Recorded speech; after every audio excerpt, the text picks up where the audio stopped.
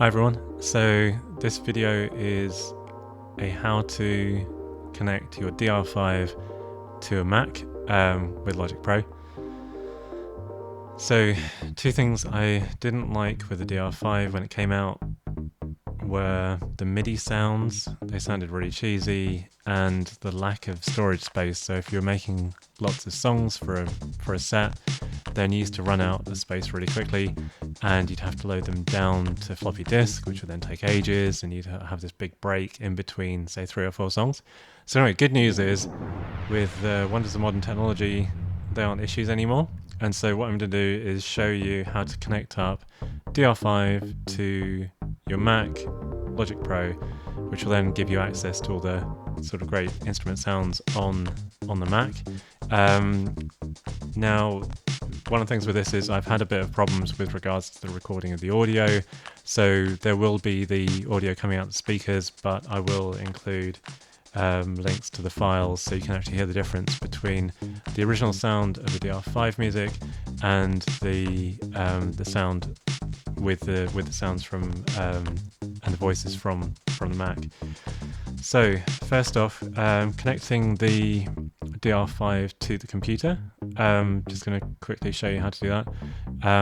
I had a couple of attempts with this, and I actually bought a different lead, and it was USB to Midi, and it didn't work. So I've gone back to just Midi. So that is a Midi cable. It's got this sort of circular DIN type plug on. Same at both ends. What you do is connect the Midi cable, one end of the Midi cable, into the out of the DR5, and then into the Behringer. I've got that cable, and it goes into the in of the Behringer, so you can see that one there. So that is the way in which we can send the MIDI information from the DR5 into the Behringer. So hopefully that's clear. Now in Logic, I've got the screen open here already. So create software instrument, create. You can see it's sort of got classic electric piano there. What I'm going to do is I'm going to create a track for each of the tracks of the DR5. So I just do that. There we go. And actually, I'm going to quickly go back to the DR5 just to show you what we're now going to do and how this sort of ties up. So if you go to, and hopefully you can see the screen, if you go to MIDI menu, which is Shift, which is this bit here, and then press MIDI, you should be able to see Note Sure question mark. So you can sort of make that out. Now if you do the right button here, you'll see MIDI ch, and what it's got T2 on one side, and then it's got a number on the other side. If you use the wheel, you can see the different values. So the different values there, well, at least on the left hand side, there's DR, and that shows 10. There's T1, shows 1, T2 shows 2, T3 shows 3. What that's doing is it's just telling you what the MIDI channels are for each of those tracks. So that's important in terms of keeping the sounds separate, which we'll now go through and configure. So we're going to use the same convention as with the DR5. I'm just going to quickly change the names of these. So drums, track 1, track 2, and track 3. And you can make as many tracks as you want with this. You are limited on number of channels that can actually be sent, but if you want to make sort of effects or different, say, multiple bass lines or whatever else, or multiple instruments using the same notes from the DR5, you can add them in. So with the drums, if you remember, there was like MIDI in channel was 10, and then the 1, 2, and 3 were quite easy because they were just the same numbers. So 1 MIDI in channel 2 for track 2, and then MIDI in channel 3 for track 3. Now for this particular pattern, what I'm doing is I'm using some of the pre-stored or pre-made patterns in the DR5 just to sort of show a demo of what the new sounds like. What the new sounds sound like. So what I'm doing is I'm using pattern 64, which is called Fuse 31. and I've already found some good instruments for this. So drums, I'm going to set to electronic drum kit and depend. I'm going to show change. So what you can see is I've selected drums and I'm selecting the new voice for that. Track 2, I've got vintage electric piano, and then well, it's a classic for track 2, so just selecting track 2, and then electric piano, I've got deluxe classic on that, and then track 3 is single instrument, so studio horns, single instruments, studio trumpet.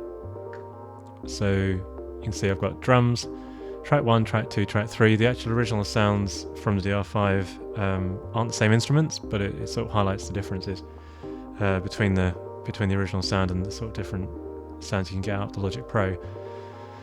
So that's all of those set. So just running through again. So drums, MIDI in channel 10, track 1, MIDI in channel 1, and then the same with these other tracks. And I've selected the different voices there. So the other thing to do as well is, and I actually had to set this, but now it's sort of set by default, is if you go to Logic Pro settings and then MIDI, you'll see there's different tabs, and there's one called input, so this input's here. Just select your interface. So mine's the UMC404HD. So that is all of that done. Now what this will do is it will allow you to hear the sounds from your computer with the DR-5 being the MIDI controller. There are different things you can do as well on top of this with syncing and clock and all this sort of stuff, but this is just really to show you connectivity between the DR-5 and the computer. So if I now select record on all of these just so that I can hear the music and then press start, it should show, well, it should play, albeit in the background, the sound from DR-5 but with the different MIDI voicings.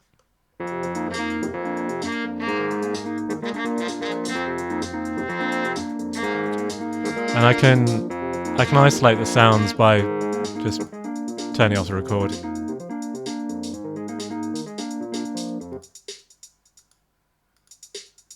So you can hear the drums there. I didn't actually solo it. So drums on their own, and the great thing is you've then got control over all these different drums, all the different aspects. I mean, obviously you can change different kits, etc. And also with a mixer you can put on effects as well. So if I just turn it off, I'll do this one instead.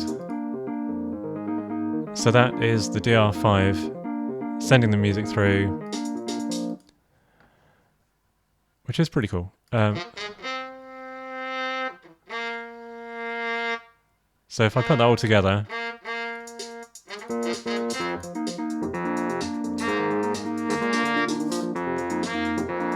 I just turn it up a bit as well, so hear it slightly on the background.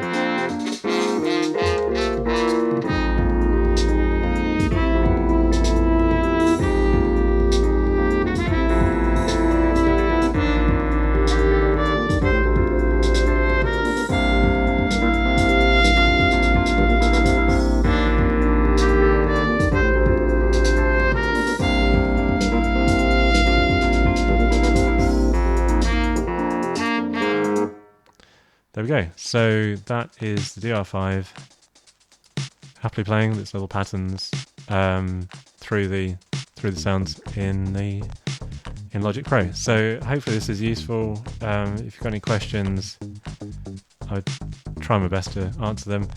There are also some other things that you can do with the DR-5 with Logic Pro, which is quite cool. I've sort of managed to work them out, so I'll probably do some more videos on these later if this is useful. Thanks very much, and hopefully see you again.